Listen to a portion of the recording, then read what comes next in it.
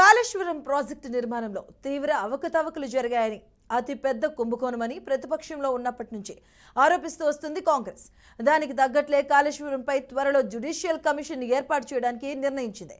ఇక ఆ మేరకు నీటిపారుదల శాఖ ఈఎస్లకు సీఎం రేవంత్ రెడ్డి స్పష్టం చేశారు. అలాగే మేడిగడ్డ కుంగుబాటు, అన్నారం బుగ్గులపై సమగ్ర నివేదిక ఇవ్వాలని, మరమ్మతులపై యూటర్న్ నేపథ్యంలో ఎల్ఎన్టీపై చర్యలు చేపట్టాలి అని, గత సర్కార్ హయాంలో కొత్తగా చేపట్టిన ప్రాజెక్టుల ఖర్చు వివరాలు ఇవ్వాలి అని ఆదేశించారు.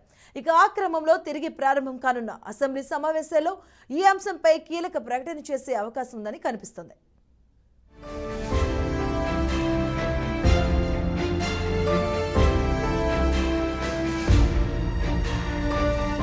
కాళేశ్వరం ప్రాజెక్టుపై త్వరలో జ్యుడిషియల్ కమిషన్ ఏర్పాటు చేస్తామని, ప్రాజెక్టును నిర్మించిన అధికారులు, ఇంజనీర్లు ఏం చెప్తారో కమిషన్కే చెప్పుకోవాలని ముఖ్యమంత్రి యనమల రేవంత్ రెడ్డి పేర్కొన్నారు. కాళేశ్వరం ప్రాజెక్టులో అంతర్భాగమైన మేడిగడ్డ బ్యారేజ్ కుంగిపోవడం, అన్నారం బ్యారేజ్కి బుంగలు పడిన ఘటనలకు సంబంధించి పూర్తి వివరాలతో నివేదిక సమర్పించాలని ఇరిగేషన్ అధికారులను ఆదేశించారు.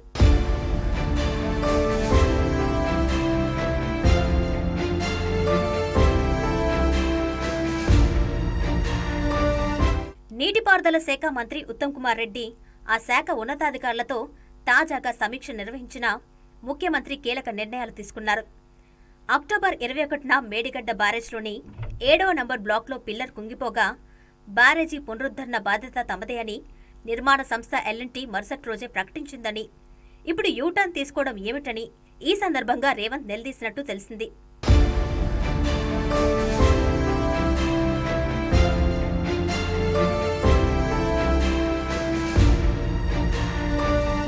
గత ప్రభుత్వ హయాంలో సొంత ఖర్చులతో మేడిగడ్డ బ్యారేజీకి మరమ్మతులు నిర్వహించేందుకు స్వచ్ఛందంగా అంగీకరించిన ఎల్ఎన్టీ ఇప్పుడు ఎందుకు మాట మార్చిందని ప్రశ్నించినట్టు సమాచారం.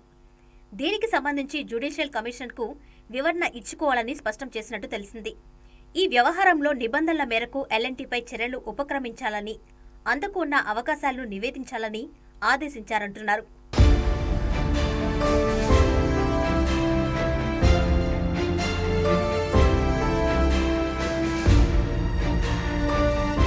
గత ప్రభుత్వ హయాంలో కొత్తగా నిర్మించిన ప్రాజెక్టుల ఖర్చులపై పూర్తి వివరాలు అందజేయాలని నీటిపారుదల శాఖ అధికారులను సీఎం రేవంత్ ఆదేశించారట.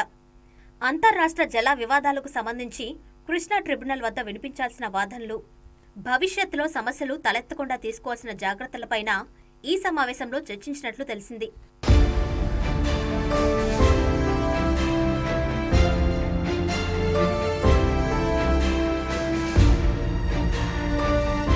ఇక యాసంగి పంటకు నీలిచ్చే చర్యలు చేపట్టాలని అధికారులను సీఎం ఆదేశించారు. అయితే కృష్ణా బేసిన్లోని శ్రీశైలం, నాగార్జునసాగర్ జలాశయాల్లో నిల్వలు అడుగంటిపోయాయని, ఈ 2 ప్రాజెక్టుల కింద ఉన్న ఆయకట్టుకు యాసంగిలో సాగునీరు ఇవ్వలేమని సీఎంకు ఈఎన్సీలు నివేదించారట. దీంతో హైదరాబాద్ జంట నగరాలతో పాటు మహబూబ్ నగర్ జిల్లాకు వేసవిలో తాగునీటి సమస్య ఎదురవకుండా ముందస్తు చర్యలు చేపట్టాలని ఆ సమీక్షలో సీఎం ఆదేశించారంటున్నారు.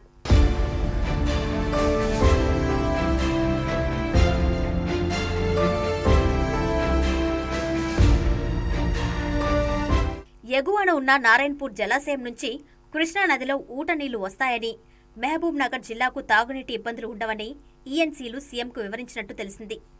ఎండాకాలంలో హైదరాబాద్ తాగునీటి అవసరాల కోసం నాగార్జున సాగర్లోని నిల్వలను పరిరక్షించాలని సీఎం స్పష్టం చేసినట్టు సమాచారం.